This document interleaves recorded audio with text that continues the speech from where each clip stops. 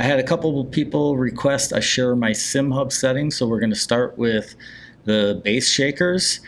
Before we get into it, I'm screen capturing on a Mac, but I am using Jump Desktop on a Mac to VNC to my Windows machine, which runs Simhub.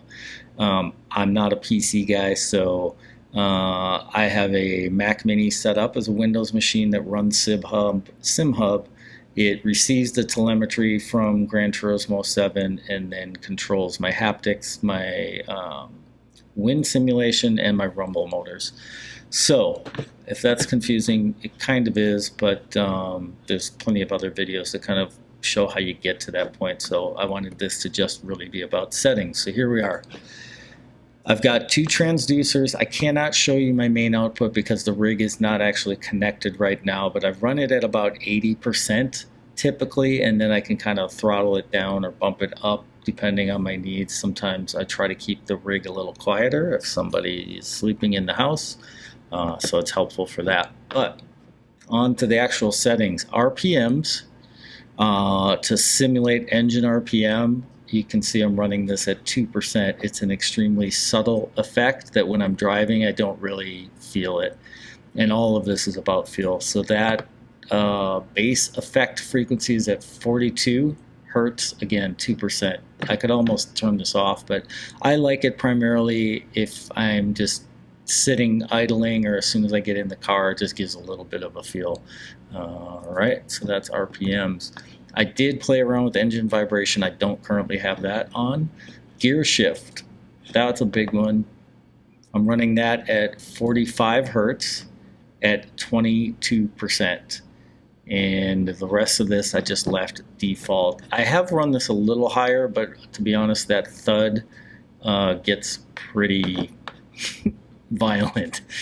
Okay, moving on. Road impacts, that one I'm running pretty high at 76%. And we've got at 18 hertz, so it's very, very low, more of a rumble, but up all the way up to 32. I'm not exactly sure how Simhub handles that or how Gran Turismo sends that telemetry data. And then the rest of this I've really just left alone.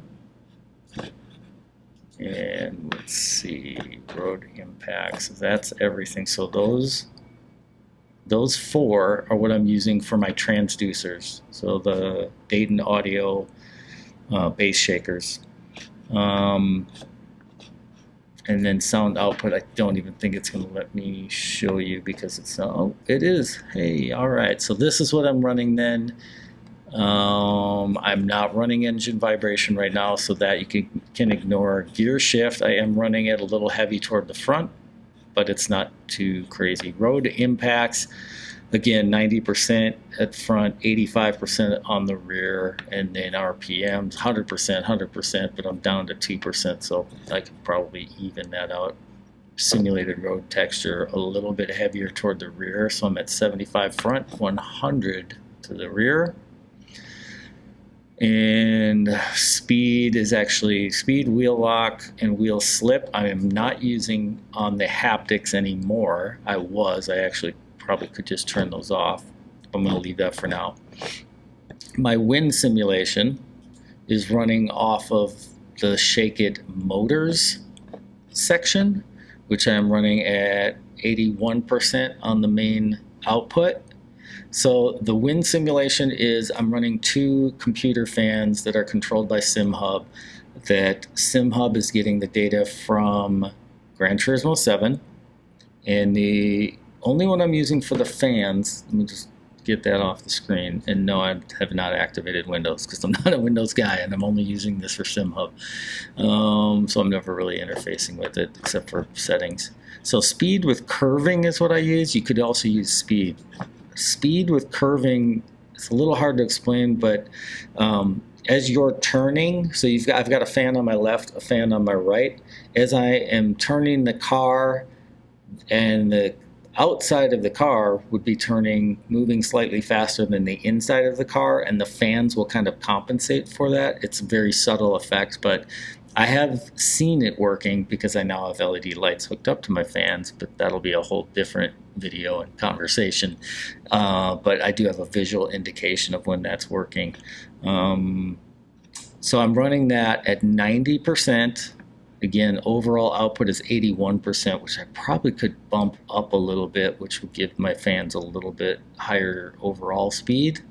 And you can see my response curve is flat here.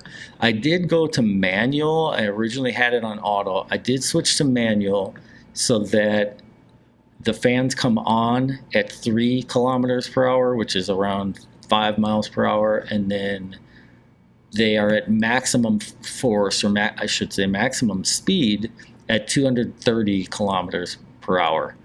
I found that that works better than auto. It tries to sense what the max speed is, and this way just makes more sense to me. So that takes care of wind.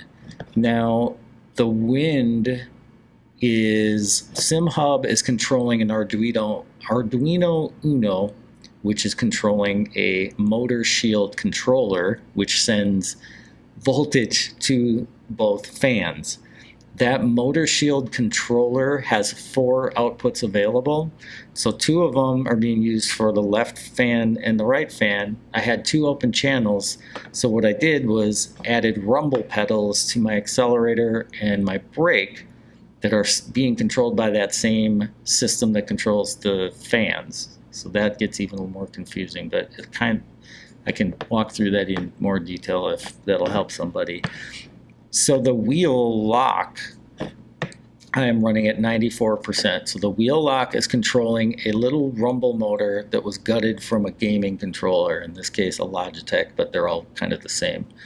So the wheel lock is connected to my brake. So when I brake hard and lock up the brakes, or ABS kicks in and you get kind of the pulsing effect if you've ever done that in a car, the rumble motor is kind of replicating that. So the only thing that you really can control for the rumble motor is how much power you want to send to it. I'm running it at 94%.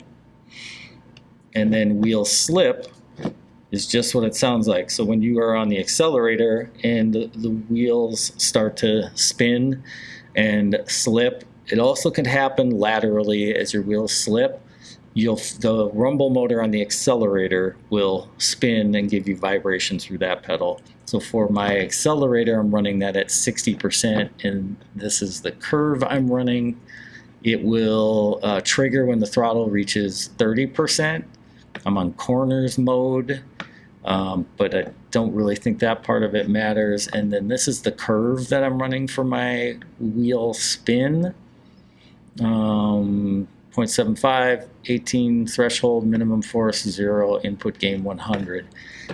And that's what seems to work. Now that said, those are all of my settings in here in SimHub.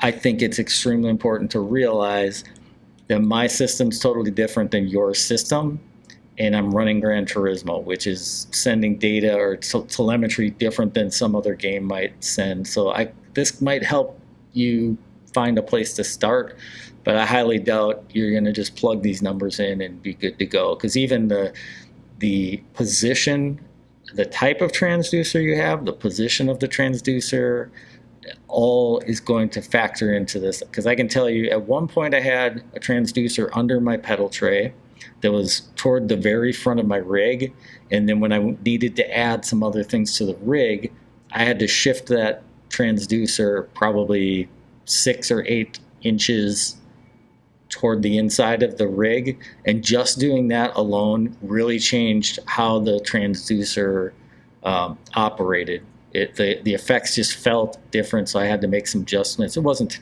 crazy or anything, but I say that to tell you that your rig, the particulars of your rig, your game, and your personality are all going to factor in. But you know what? Hopefully this is a helpful place for you guys to start. I'll be doing another video on the rumble motor install, how I went about that and have it mounted, and how I came up with a prototype mount, a standoff really.